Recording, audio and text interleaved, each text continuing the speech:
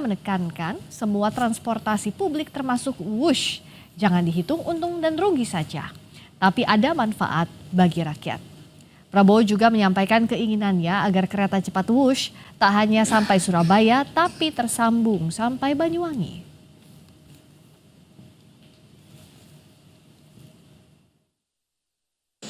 Kalau utang mus ditanyakan nggak Pak? Hah? Utang mus minta Insya Allah sampai Surabaya. Enggak, saya minta tidak hanya Surabaya, Banyuwangi, ya, Banyuwangi. Pak tadi ngobrol sama penumpang KRL ya Pak Surabaya ya? itu zaman dulu, sekarang saya Banyuwangi. Pak. Presiden Prabowo Subianto akan melanjutkan proyek Wush dari Jakarta hingga ke Banyuwangi, Jawa Timur. Kita bahas lebih dalam terkait hal ini bersama anggota Komisi 6 DPR, Fernando Ganinduto, dan Direktur Ekonomi Selyos, Nailul Huda. Selamat malam, Pak Fernando juga Mas Huda. Malam, Mbak Friska. Masih ngomongin Wush kita.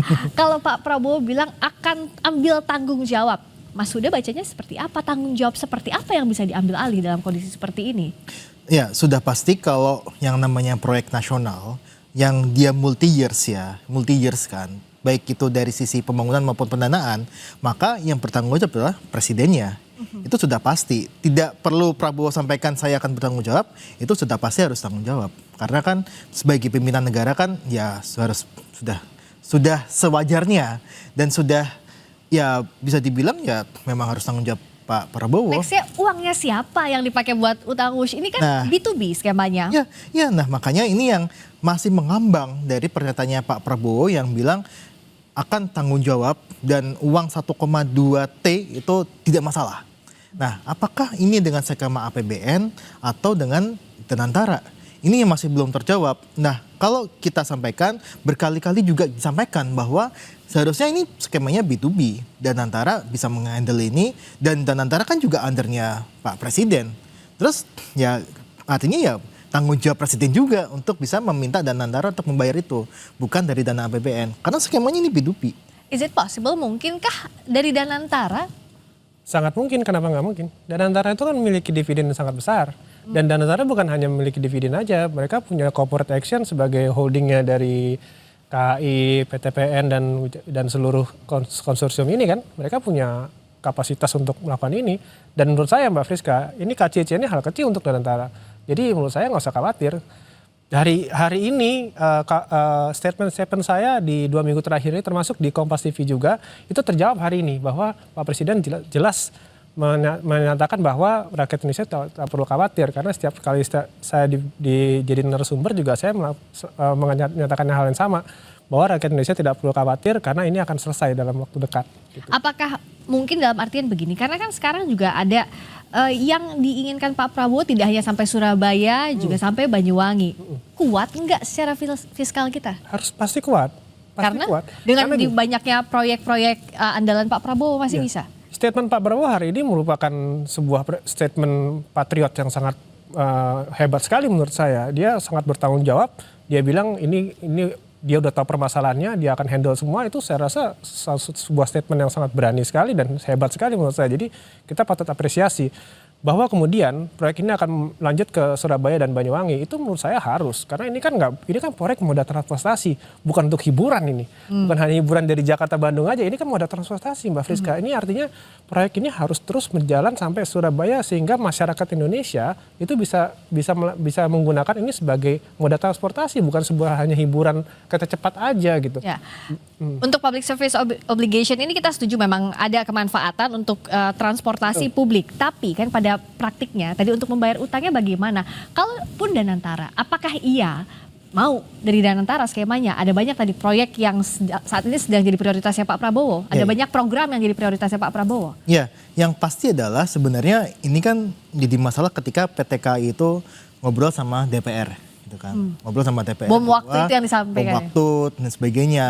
Nah, terus kemudian ini disambut oleh publik bahwa ini hutangnya seperti apa nanti? Bagaimana PT KAI ini akan bisa menghandle, ya kan? Itu kan pertanyaan sebenarnya. Ya. Nah makanya memang yang bisa dilakukan adalah hal adalah untuk memecah KCIC sendiri itu bukan di bawah PT KAI, tapi sebagai BUMN sendiri yang memang dia berkongsi dengan pihak China. Itu masih bisa dilakukan dengan menyelamatkan keuangan dari PT KAI. Nah, kemudian kalau kita lihat dengan mereka mau ingin membangun ke Banyuwangi dan sebagainya, kita harus ingat bahwa ini bukan public service obligation yang memang harus ada peran pemerintah cukup dalam. Yang namanya PSO itu adalah ketika layanan publik itu tidak bisa dijangkau oleh masyarakat secara luas.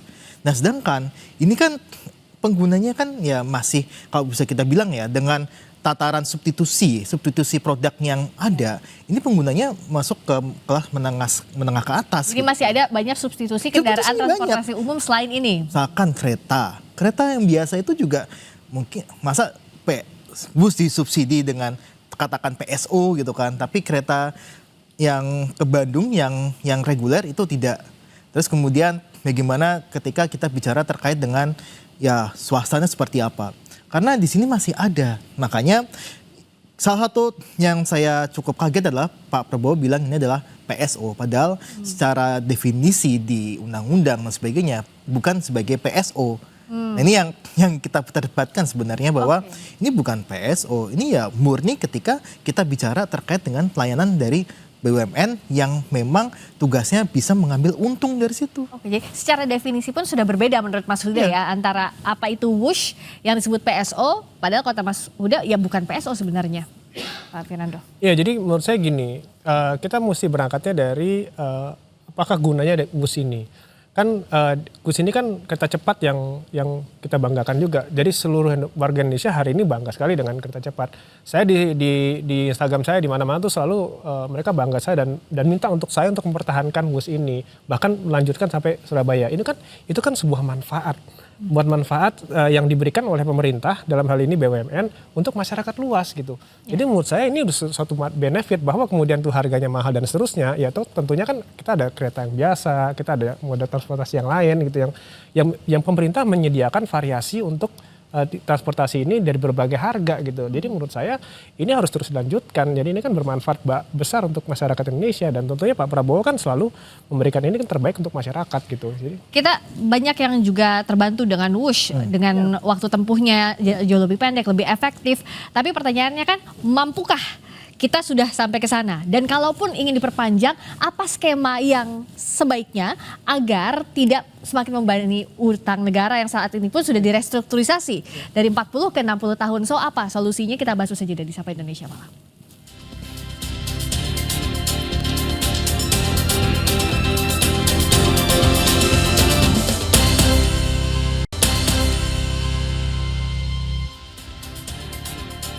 Presiden Prabowo akan melanjutkan proyek WUSH dari Jakarta hingga ke Banyuwangi, Jawa Timur. Kita masih membahasnya lebih dalam terkait hal ini bersama anggota Komisi 6 DPR Fernando Gadinduto dan Direktur Ekonomi Selyos Nailul Huda. Membahas yang tadi, kalau dilanjutkan oke ada asas kemanfaatannya, tapi kita sudah mampu atau belum Mas Huda? Jadi apa yang harus hati-hati betul kalau memang melanjutkan ini dan bagaimana selesaiin utang yang kemarin itu? Ya, yang pertama adalah pasti harus menyelesaikan masalah yang terkait dengan Jakarta-Bandung terlebih dahulu. Harus clear bahwa 1,2 T itu diambil dari mana dananya. Per tahun ya? Per tahun ya. Per tahun itu diambil dari mana. Sehingga nanti untuk yang proyek berikutnya kita pasti akan betul mendukung ketika ada pembangunan transportasi massal yang memang baik bagi banyak orang transportasi dan sebagainya. Nah, tapi masalahnya adalah pembangunannya ini yang jadi masalah. Ketika ini menimbulkan kerugian-kerugian yang memang ditanggung oleh BUMN. Nah, ketika kan harusnya kan kalau kita bicara proyek kan harusnya nggak sampai rugi lah gitu kan. Kita kalau bisa untung gitu bahkan kan.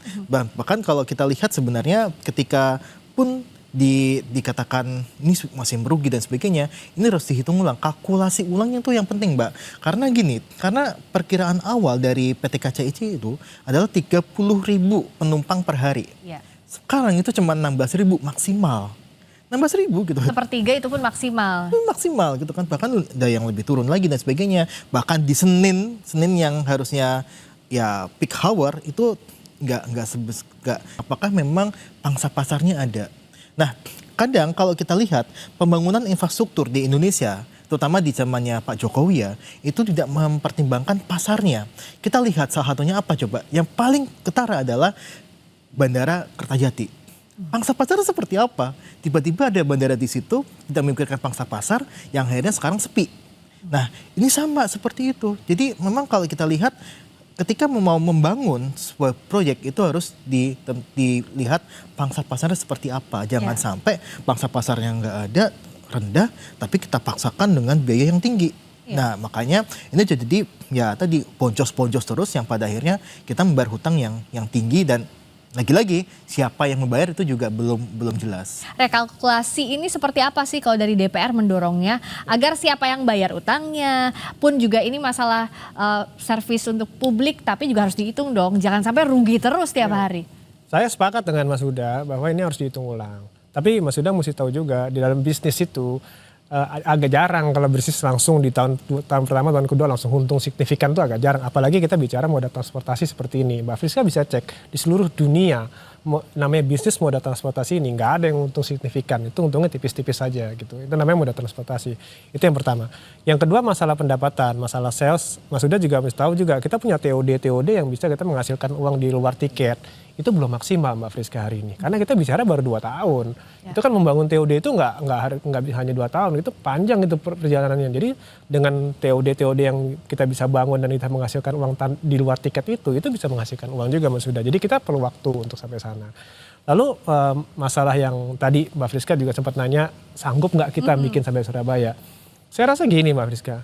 Hari ini orang yang paling paham uang keuangan Indonesia itu adalah Pak Prabowo Subianto namanya, Pak Presiden kita gitu. Jadi kalau hari ini dia udah menyatakan bahwa kita sanggup, kita punya uang banyak, apalagi yang kita mesti curigai, apa kita khawatirkan gitu. Itu pas Pak Prabowo udah ngomong seperti itu, ya beliau lebih tahu, paham keuangan negara kita. Jadi nggak usah khawatir masyarakat Indonesia. Jadi kalau beliau menyatakan sampai Banyuwangi, pasti sampai Banyuwangi saya pastikan. Gitu. Apakah oke gas aja langsung sampai Banyuwangi? Nggak usah khawatir ada kekhawatiran di publik gitu kalau kita lanjutkan. Yang pertama adalah kita sudah banyak contoh lah sebenarnya pembangunan transportasi di Indonesia itu bisa kita bilang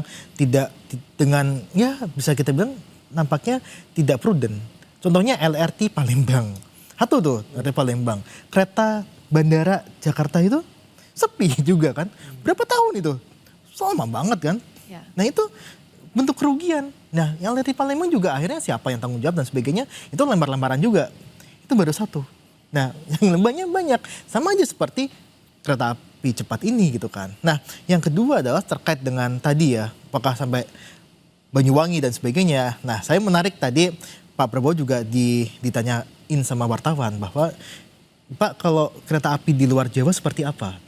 Jawabannya kurang tegas bahwa dengan jokes mengambil topinya Pak Menhub ya kan, terus dia seolah-olah kuat nggak nih? Nah pada akhirnya kita menduga bahwa memang yang dikejar adalah ya kereta cepat ini. Tapi kalau sebagian bilang bahwa termasuk Pak Jonan ketika awal WUS itu sampaikan bahwa yang perlu kita bangun dulu adalah kereta api di luar Pulau Jawa. Nah ini juga perlu yang dana yang cukup besar.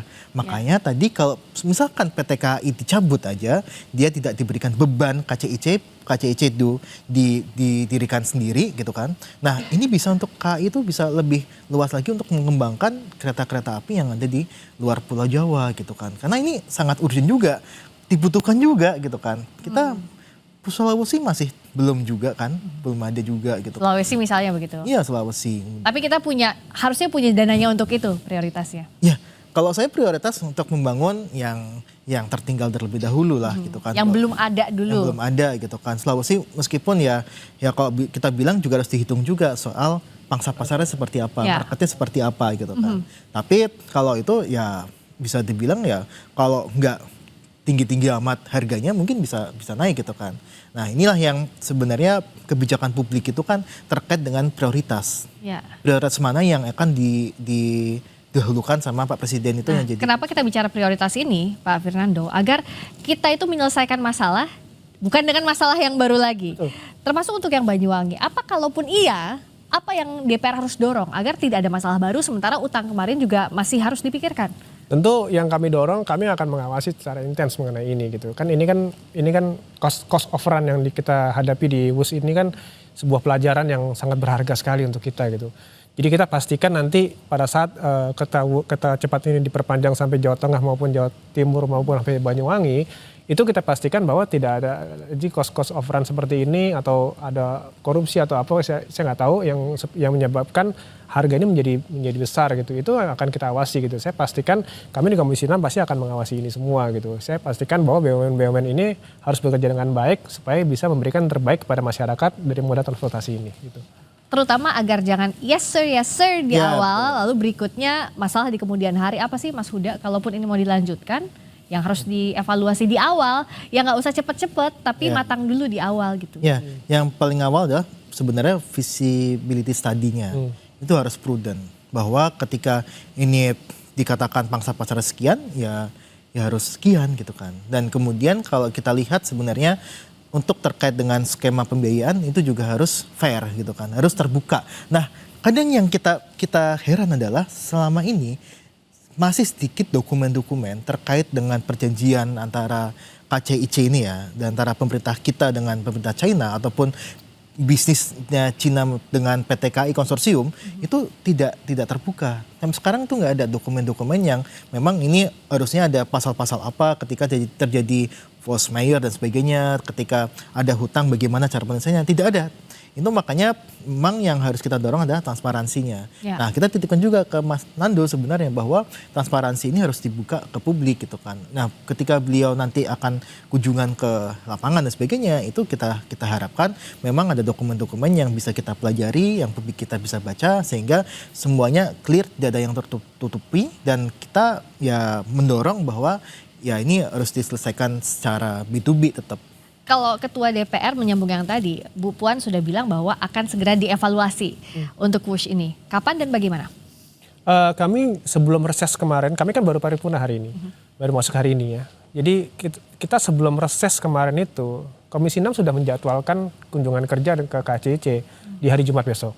Jadi 4 besok ini ke sana ya? Iya, di tanggal 7 besok ini. Termasuk saya juga akan ke sana gitu. Jadi kami akan benar-benar kami akan ketemu kepada KCIC, KAI dan seluruh yang terkait dengan kereta bus ini. Kami akan menanyakan, Mas Huda, ntar dan jangan khawatir, saya akan tanyakan semua itu. Saya akan apalagi Pak Bobi kan baru ketemu Pak Presiden kemarin ini.